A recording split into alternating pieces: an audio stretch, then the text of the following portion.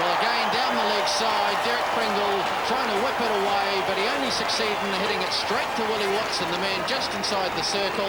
So Pringle is on his way. Yes, well, actually, he was very stiff there. He flicked it off his hip. Watch this. He gets it down there very nicely. It's going down. He clips it, and it's a real strangle because it went straight to Willie Watson. Just about blasted him out of the circle. But that's the end of Derek Pringle for 5, and now England 248 for 7. Now we've got the last over of this innings from Willie Watson. And Graham Gooch cracking it through. Doesn't get it right through to the boundary as Murphy Sewer comes round, but he picks up 2. And we'll just have a look at the previous dismissal of Pringle, flicking it round the corner off his hip. And Willie does the job. Thank you very much. He actually hit it rather well, didn't he, to pick it up and help it round there. And last ball of the innings. And hacked away by Gooch, a very comfortable single, and the players leave the field. A marvellous performance by England here at Lancaster Park, put into bat. They've gone through to 255 for 7 off the 40 overs they've received. And 34s and 4 sixes in that total of 255 for 7. Splendid aggression all round, especially from Ian Botham. So a daunting prospect now for New Zealand, and here's how they replied. So the first ball of the New Zealand innings, Latham facing Chris Lewis. Look at the bounce on that one.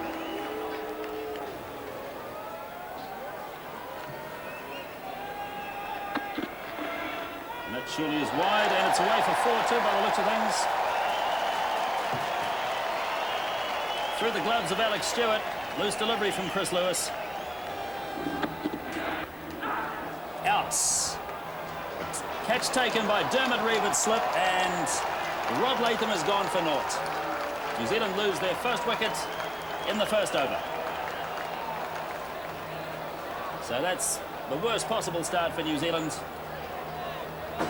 Well, this is it, isn't it? Hick was dropped first ball he faced, and now we've seen Rod Latham, the reverse apply. He's been well caught there by Reeve at first slip, but that ball has bounced, hasn't it? And Latham just pushing at it.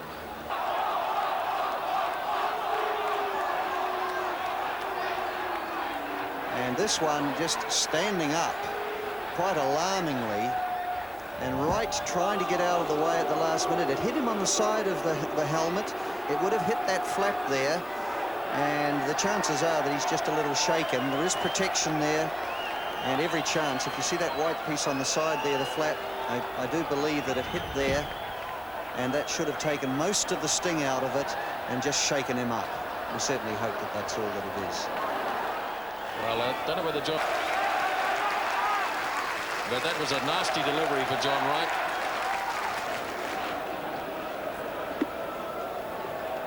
So Crowe now to take his first delivery.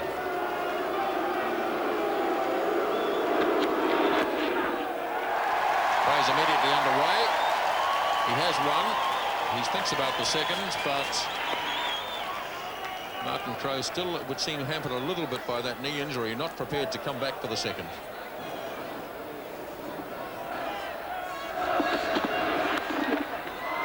Great patch going for his first run, and so dear me, I think he would have been out.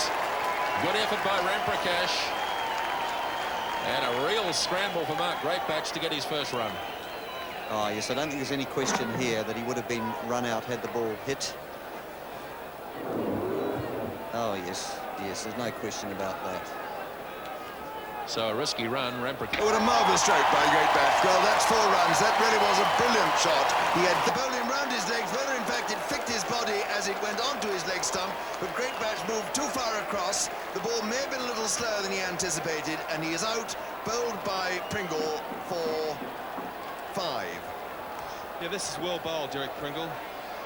Here we see it, just moving off the seam a little bit. As you say, Henry, a bit slower. And a great reaction there from Derek Pringle. He's pretty rapt about that. Well bowled. Actually, Penny Batch, Henry, just moving across that a little, wasn't he? Indeed, New Zealand's gone. He flicked the edge. That was an absolutely splendid delivery. Pringle pitched that one a little bit more towards middle stump. Crowe had to play at it. He nibbled at it. He got the edge. It felt if there was a criticism, there wasn't much footwork, and Stewart took a good swooping catch behind the stumps. Blowers, that's great bowling. What we've been talking about, really. What can you do with that? Here it is again. Derek Pringle. Same delivery really as the one before. Martin Crowe deciding to play at it, and just all he was doing was getting an edge to Stewart. But you've got to give all credit there to the bowler. Obviously the batsmen are trying to get on top. And New Zealand are 23 for 3. Look. Oh, he's in the air. He could get caught here. Ramprakash under it, and Rutherford is gone. Botham has the wicket, and Ken Rutherford is out for 37. Well, Golden Army and Botham there. He just turns his arm over, another wicket to go with all his runs. Here it is, Ken Rutherford trying to hit him to mid-wicket. And, well, it's no good putting him up there for the Prince of Fielders, Ramprakash. That's easy meat and drink to him.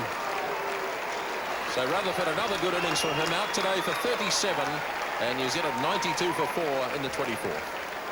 It's Richard Illingworth there, bowling to Cairns, the new batsman.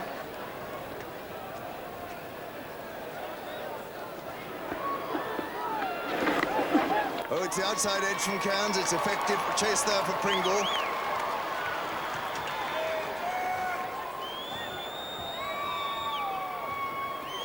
And a couple of runs there. Oh, it's in the air, and I think this is going to be out, caught there at deep mid-wicket, and Cairns is out, and it was Robin Smith taking the catch, and so New Zealand 100 for 5. Yes, Chris Cairns just picking this one off onto the back foot, trying to whack it over mid-wicket, skying it too much, and there's a man out there waiting. Actually, I was going to say before, Henry, with Smith taking a very good catch there, well judged, is that with the right field, a left-arm spinner in one-day cricket can be very, very difficult. And New Zealand now by a bounce of Lewis early on. The first ball of Botham's new over. Could be a run-out. Ramprakash very quick, and Stewart has taken the bails off. Harris is out. Well, what smart fielding from Ramprakash. Harris sent back by John Wright. He couldn't get back. A good throw, and Stewart took the bails off.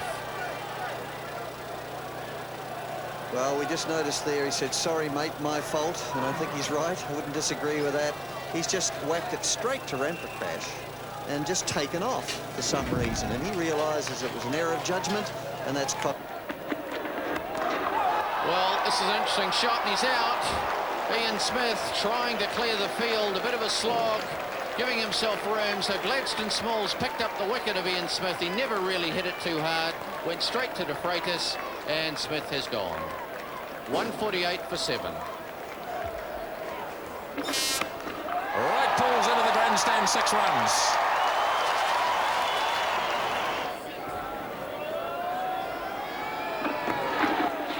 Well, there's a bit of a gift from Dermot Reeve. It might get a wicket, and it does get a wicket. Well, often it's a rubbishy ball that does it, and that's precisely what happened. John Wright is out for 36. It's 171 for 8 now in the 39th over. Well, I think this full toss just summed up New Zealand's day. Well, it certainly has been England's day today. Just in summary, it was Martin Crowe who won the toss this morning and gave England the first chance to bat. And Ian Botham really ran away from New Zealand in the first 15 overs or so. And England got to 255. And Alex Stewart, in fact, was the captain today. You saw Graham Gooch. He is standing down from the captaincy today. And England got 255 in 40 overs. Another single here for Sewer. And it was always going to be, it might even be 4 runs, in fact. Yes, it is. Squirted away down to fine leg for 4. 71-run victory for England, but after the match there was a setback with the news that Alan Lamb's hamstring injury could force him out of their World Cup squad.